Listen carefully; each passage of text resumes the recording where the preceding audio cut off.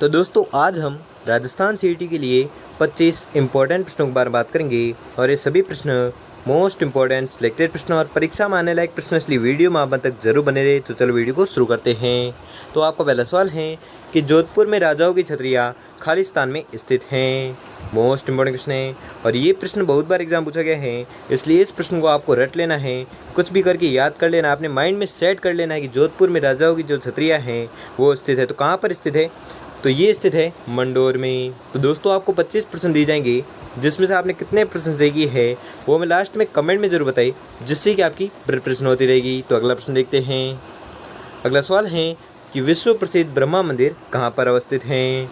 Most important question है और ये भी प्रश्न बहुत बार एग्जाम पूछा गया है कि ब्रह्मा मंदिर जो है वह कहाँ पर स्थित है। तो आपको याद रखना है ये स्थित है पुष्कर में। अगला सवाल है कि रणकपुर जैन मंदिर का वास्तुकार कौन था। मोस्ट इम्पोर्टेंट क्वेश्चन है, तो इसका जो वास्तुकार था वो था दीपा। अगला सवाल है कि राजस्थान में कोलवी की गुफाएं कहाँ पर अवस्थित हैं।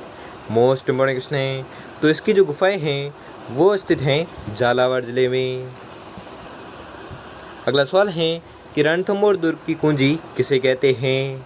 मोस्ट इम्पोर्टेंट क्वेश्चन है और ये भी प्रश्न बहुत बार एग्जाम में रिपीट हो चुका है कि रणथंभौर दुर्ग की कुंजी किसे कहते हैं। तो आपको याद रखना है ये कहते हैं जैन दुर्ग को।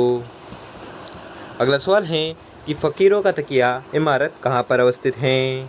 मोस्ट इम्पोर्टेंट क्वेश्चन है और ये भी प्रश्न बहुत बार एग्जाम पूछा गया है कि फ़कीरों की तकिया इमारत कहाँ पर अवस्थित है। तो आपको याद रखना है ये अवस्थित है जैसलमेर में।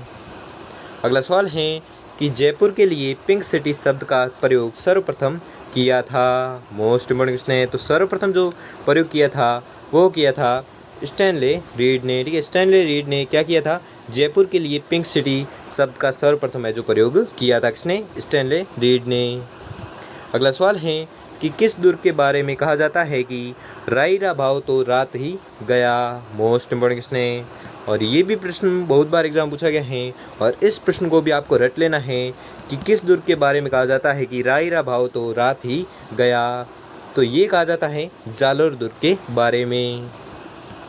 अगला सवाल है कि हवा महल का वास्तुकार कौन था। मोस्ट इम्पोर्टेंट क्वेश्चन है और ये भी प्रश्न बहुत बार एग्जाम पूछा गया है, इसलिए इस प्रश्न को भी आपको रट लेना है कि हवा महल का जो वास्तुकार था वो कौन था। तो इसका जो वास्तुकार था वो था लालचंद। अगला सवाल है कि कुंभ श्याम मंदिर किस किले में स्थित है।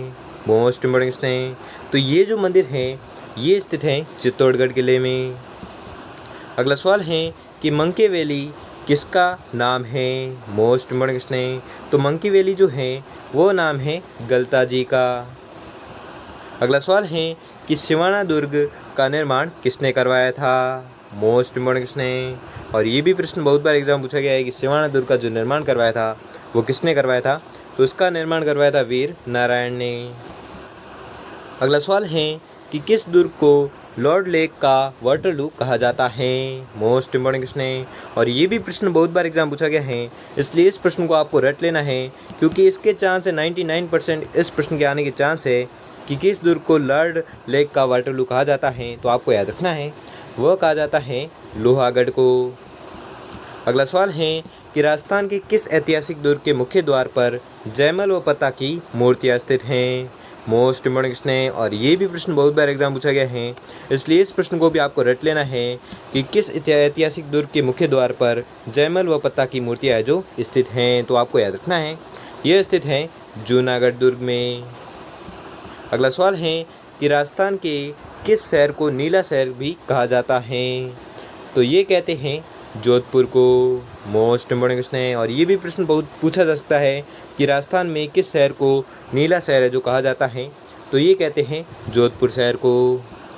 अगला सवाल है कि बीबी जरीना का मकबरा स्थित है। तो कहाँ पर स्थित है, तो ये मकबरा स्थित है धौलपुर में। अगला सवाल है कि राजस्थान का भुवनेश्वर कहलाता है। मोस्ट इम्पोर्टेंट क्वेश्चन है, तो राजस्थान का जो भुवनेश्वर कहलाता है वह कहलाता है ओसिया। अगला सवाल है कि मीरा संग्रहालय कहाँ पर स्थित हैं। तो मीरा जो संग्रहालय है वह स्थित है उदयपुर में। अगला सवाल है कि संगमरमर से निर्मित बाटराडू का कुआं कहाँ पर स्थित है।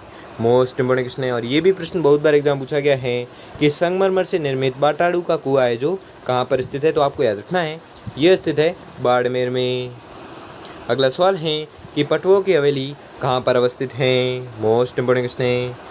तो पटुओं की हवेली है जो स्थित है जैसलमेर में।